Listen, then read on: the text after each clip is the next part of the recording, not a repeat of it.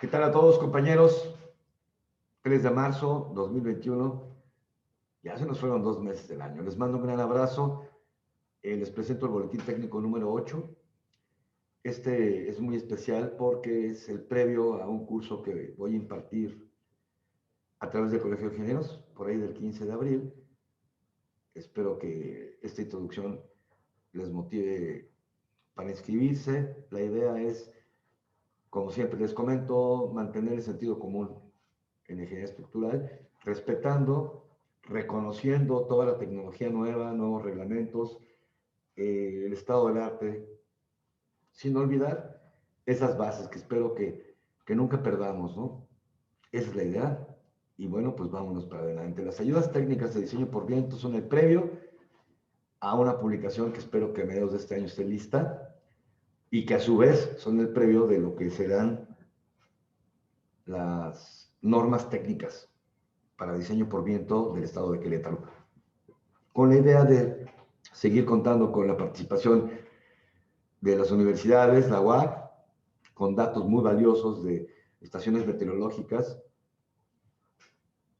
que permitan integrar el mayor número de municipios para obtener velocidades regionales y a su vez poder hacer recomendaciones ya muy particulares para nuestro amado estado.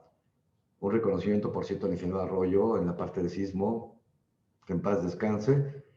Un reconocimiento a toda esa investigación que se hace en nuestras instituciones sin que muchos nos enteremos. Él, por ejemplo, tiene todo el municipio de Querétaro muy bien analizado desde el año 2000, en que se presentó en un congreso en el Hotel Real de Minas, un congreso muy, muy valioso. El ingeniero nos presentó las velocidades y aceleraciones de terreno, terrenos donde hay, por ejemplo, arcillas expansivas, qué aceleraciones, etcétera. Muy valioso, yo lo utilizo mucho, ¿no? Vámonos a materia. El viento a mí me encanta. Fuera de las estructuras metálicas que son mi hit, me fascinan. El concreto obviamente también, pero el acero en particular. El viento ha sido algo que se cruzó en mi camino por ahí del año 2001. ¿Por qué el diseño de torres de transmisión eléctrica, diseño de torres de telecomunicaciones, naves industriales, en fin? La pregunta es, ¿qué es el viento? Pues el viento es un fluido. Es muy similar al agua. Digamos que vivimos dos mundos, uno acuático y uno el que estamos acostumbrados a sentir en el día a día. El viento es un fluido. Tiene 4 componentes químicos, del cual el oxígeno es el que nosotros tenemos que vivir a través de lo que nuestros pulmones lo toman y nos lo mandan para nuestras funciones básicas, igual que a los peces, ¿no? Las ballenas, todos los animales acuáticos, a través de branquias. Otros no, como las ballenas, que pues a mí son mamíferos y bueno, pues tienen que salir a echarse una respirada. Pero bueno, es un fluido. Al igual que los océanos, este fluido se mueve y tiene energía. ¿Por qué? Porque tiene una masa, tiene una cierta densidad que al moverse, pues tiene que atravesar ciertos espacios, entre los cuales están nuestras estructuras. Cuando el viento se mueve, no se mueve tan libremente. Por lo menos no se mueve tan libremente a ciertas alturas, ¿no? Es una gráfica en donde la parte inferior, pues es, digamos, el nivel del mar. Tenemos una zona muy interesante que se llama tropopausa.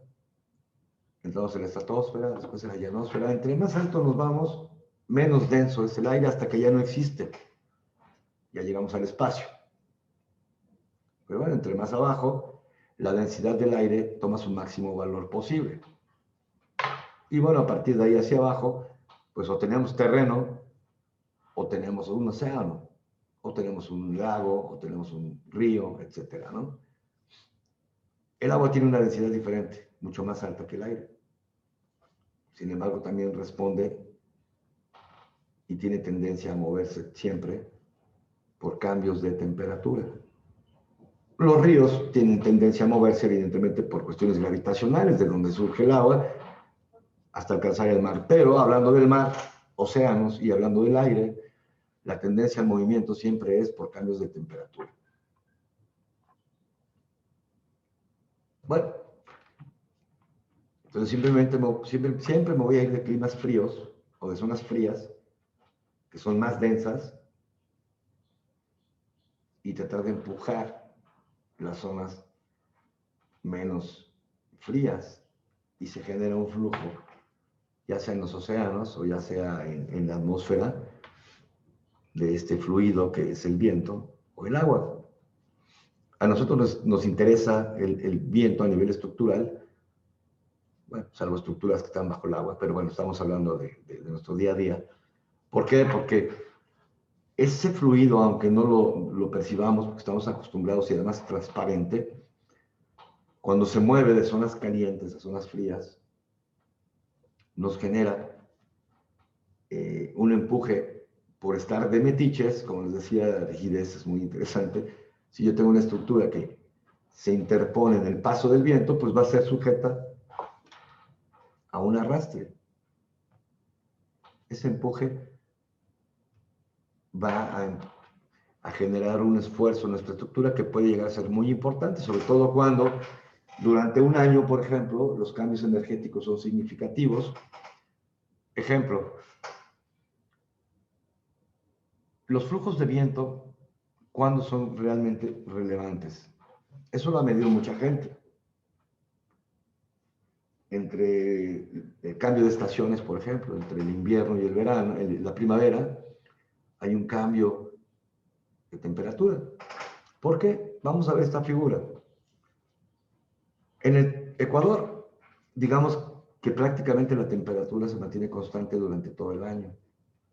Una temperatura alta, relativamente, que es muy diferente a la del Polo Norte, que en invierno, en el Polo Sur es verano.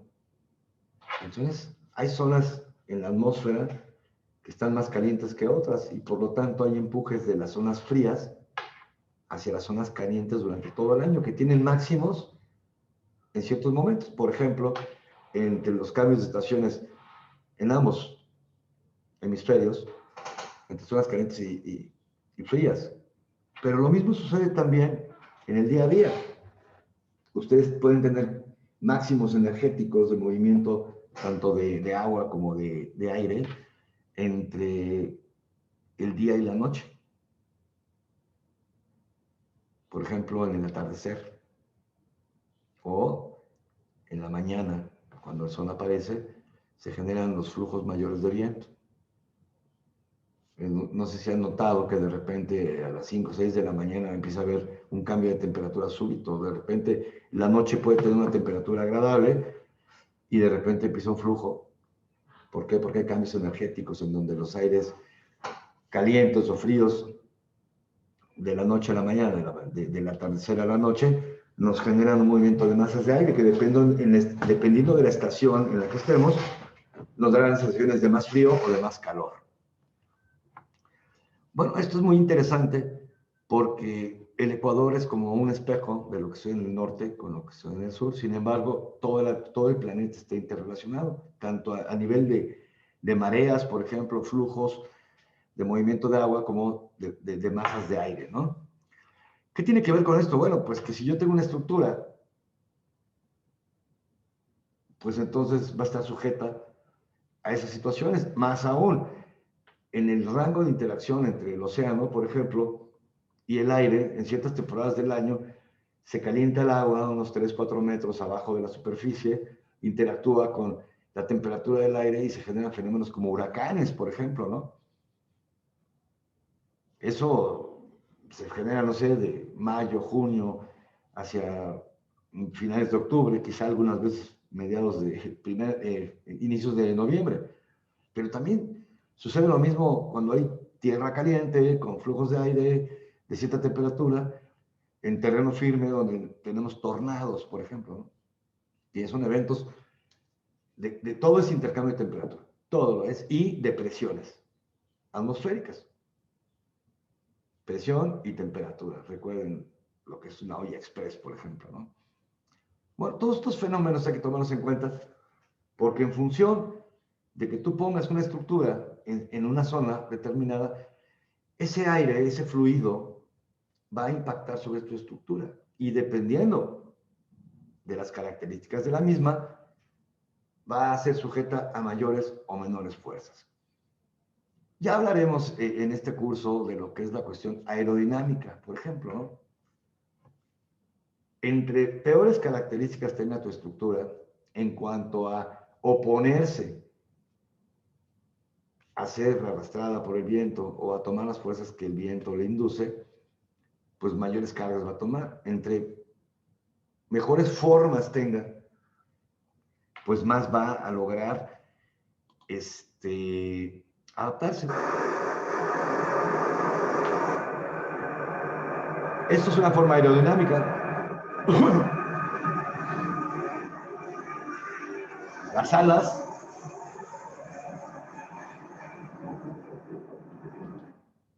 alas toman en cuenta muchos fenómenos y muchas características del fluido. El avión no podría volar si el aire no tuviera una cierta densidad, ¿estamos de acuerdo? Luego entonces, lo interesante del asunto es, ¿qué hago, no? Por ejemplo, el ala. Pues el ala tiene una forma específica, es como los veleros. La vela tiene una forma específica que cuando llega el flujo del viento, la hace que avance, por ejemplo. Es decir, el aire, aunque no lo vemos, existe. Y como las aves, la forma que tienen sus alas, nos pueden ayudar a tomar en cuenta lo que son las columnas de aire caliente, frío, para poder sustentarse en el aire, o bien para tomar en cuenta los efectos que tenemos. No es lo mismo diseñar un avión como el que les acabo de mostrar, en donde su nariz es muy parecida a la de una ballena, o a la de una orca, o un delfín, en donde la fuerza que impulsa, en este caso el avión, con sus motores, puede ser la mínima posible como para poderse desplazar en el fluido que les corresponde. Un delfín, no es casual que los aviones tengan esa punta, no es casual que ciertas estructuras tengan que ser tomadas en cuenta por necesidades ingenieriles y decir, bueno, pues me toca tomar una fuerza de arrastre de tal o tal magnitud, ¿no? Pues volvamos al tema. El flujo en la Tierra se da de olas de tropopausa tropical, se hace que corrientes en chorro, se desvían por frentes polares que ya estaremos viendo, pero al final de cuentas, nuestros ingenieros, la gente investigadora, pues ha tomado en cuenta lo que son zonas de alta presión, con baja presión y con temperaturas que nos llevan a tomar en cuenta las fuerzas que vamos a estar teniendo que atender si queremos que nuestra estructura no se nos caiga, ¿no? Bueno, vamos a hablar de un antecedente que a mí me encanta. Newton, que entre otros, óptica y varias cosas, gente muy curiosa, brillante, pues nos comentó, él decía que la fuerza del fluido, en este caso el viento, es igual a por v, que es la velocidad de viento, por otra constante b, por la velocidad del viento otra vez a la 2/3, por una constante c y por el viento al cuadrado. Al final de cuentas, él establece, a través de sus experimentos, que la constante a y b pueden ser despreciables y básicamente para poder valorar y dimensionar la fuerza de viento sobre cualquier estructura o actuando, es igual a un cociente C. Este cociente C es de suma importancia, lo estaremos detallando, tiene que ver con muchas cosas, coeficientes de arrastre, la forma de la sección transversal, el tipo de estructura, si es una estructura que es sensible porque su frecuencia natural es muy baja o muy alta, etcétera. Pero al final de cuentas es la velocidad de viento al cuadrado. En este sentido, esto es lo que nos lleva a toda la teoría y a todo lo que estamos diseñando. No es lo mismo diseñar objetos como un coche que se mueve contra el viento a tener estructuras que reciben el viento porque están en un solo lugar. Naves industriales, anuncios espectaculares, banderas, torres de telecomunicación, los cables de las torres de telecomunicación, nuestros toldos de nuestros garajes, En fin, todo tipo de estructuras. Hoy los dejo con esta idea, con todo lo que significa considerar las fuerzas de viento, a qué altura el viento o la masa de viento que se mueve por cuestiones de cambio de temperatura son constantes y cómo tiene que ver la forma o la topografía que tenemos a nivel de superficie. El viento, evidentemente, es influenciado entre más estemos en terreno por la rugosidad que éste tenga, ¿no? No es lo mismo estar en una zona de selva en donde hay muchos árboles y el viento tiende a cero, la velocidad del viento tiende a cero en contacto con el terreno, a tener una superficie cerca del agua, de un lago, del mar, por ejemplo, de una zona donde hay pocas construcciones, o de una zona que está plana con respecto a una inclinada, en fin, muchas situaciones. A final de cuentas, vamos a tocar en el curso lo que son los lapsos de promediación, que es un intento de nuestros investigadores, pues de dar esa pauta energética, donde tenemos la máxima probabilidad de que la energía de viento pueda causarnos el mayor daño. Acuérdense que el viento, a diferencia del sismo, tiene la particularidad de que en un momento se puede presentar una ráfaga con una energía tremenda, en la cual nuestras estructuras no pueden disipar energía, a diferencia del sismo, en donde por el tiempo que se tiene, tenemos propiedades de ciertos materiales que nos permiten hacernos a un lado. Cuando decía, si me das un golpe y estoy rígido, el golpe me lo llevo todo. Pero si tengo tiempo de hacerme a un lado, parte de la energía del golpe que me das, me la puedo quitar, que es el caso del sismo, por ejemplo. En el viento no. Hay momentos en los que la ráfaga puede ser tan súbita que por eso los invito a considerar por qué en los reglamentos no hay disipación de energía por viento. Si hay disipación consciente de disipación de energía sísmica, factor de comportamiento sísmico en nuestras normas, en donde se permite disipar energía, en el viento no. Tiene una tendencia tan súbita a actuar que hay que considerar el trancazo que sí nos puede dar el viento en un momento dado. Sin embargo, el máximo componente energético se ha tratado de medir de maneras muy diferentes dependiendo de los países. Ha habido países, por ejemplo, como los alemanes, en donde todo lo que se mide a 10 pies, perdón, a 33 pies de altura, 10 metros en las estaciones de viento, lo promedian los máximos, los picos máximos medidos en un periodo de 10 minutos, por ejemplo, en los máximos de una hora, en los máximos de 3 segundos, que es lo que se acostumbra hoy en el mundo, los promedian y a partir de ahí se hace el análisis estadístico y de ahí se sacan las velocidades regionales. En los Estados Unidos, todavía en los 90, se utilizaba el criterio de la milla más rápida. Imagínense nada más, para sacar sus promedios, medían lo que se tardaba una milla de viento en pasar por el anemómetro y de ahí sacaban sus promedios, lo cual era una locura porque después había que traducir.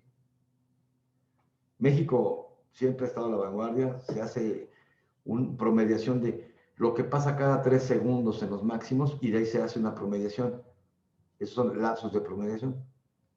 En Estados Unidos se tardaron un rato, en la Comunidad Europea otro rato también, ellos tenían ráfagas de 10 minutos, en Canadá de una hora, por ejemplo. Hoy afortunadamente en día, ya todos los códigos respetables, todos, el código europeo, el alemán, el canadiense, el código norteamericano. México fue de los primeros, hay que reconocer, que usaba un lapso de promediación de 3 segundos. Y es muy importante, quizá algún día, cuando alguien me pregunte, les diré, es muy interesante los 3 segundos porque es el que da, probabilísticamente hablando, de los mejores valores a nivel energético y probabilidades de ráfagas. Y las ráfagas son muy importantes porque, como les digo, no podemos disipar energía. Luego entonces la ráfaga es la que tiene la máxima posibilidad de darnos un trancazo. Y aquí, en lugar de disipar energía a nivel de movimiento, nos tenemos que ir en ciertas estructuras sensibles al viento, a tomar en cuenta lo que son los periodos, las formas de vibrar de la estructura. Eso es bien interesante. ¿Qué facilidad tengo? ¿Cuál es mi periodo natural de vibración? A veces es bueno, a veces es malo. En un silo, por ejemplo, puede haber efectos rotatorios porque el viento, aparte de una ráfaga, me puede generar fenómenos vibratorios que estaremos tomando en cuenta. Pues bueno, por el tiempo que tenemos del video, espero que esto les pueda interesar. Vamos a tocar lo que es teoría de valores extremos. Probabilísticamente hablando, es una fascinación el viento. Es muy diferente la probabilidad y estadística o recomendación de velocidades para diseño en costas, por ejemplo, que en territorio interior. Vamos a hablar de los métodos de diseño, Frechet, de cómo se comportan y sobre todo, recuerden mi boletín anterior, de diferenciar entre lo que los estadistas hacen para valorar los valores máximos de acciones de las personas que toman en cuenta las resistencias. Entonces, hoy los dejo con esto. Tengan muy buen día y nos vemos el próximo 15, por ahí del 15, si les interesa el tema. Vamos a tocar, aparte de la teoría básica, diseño de torres de transmisión eléctrica, telecomunicaciones, banderas, anuncios espectaculares y sobre todo naves industriales, diseño por sismo. No va a ser el tema, hay alguna parte por ahí que va a coincidir, pero también voy a promover mucho lo que es el introducir estructuras grupo C a las normas técnicas, es decir, estructuras para silos, para bodeguitas, para estructuras que no son tan relevantes, en donde la pérdida humana no es un factor y podamos también darle chance a nuestros inversionistas a que tengan mejores diseños. Que tengan muy buena tarde, muy buen día, depende de la hora que lo vean. Hasta luego.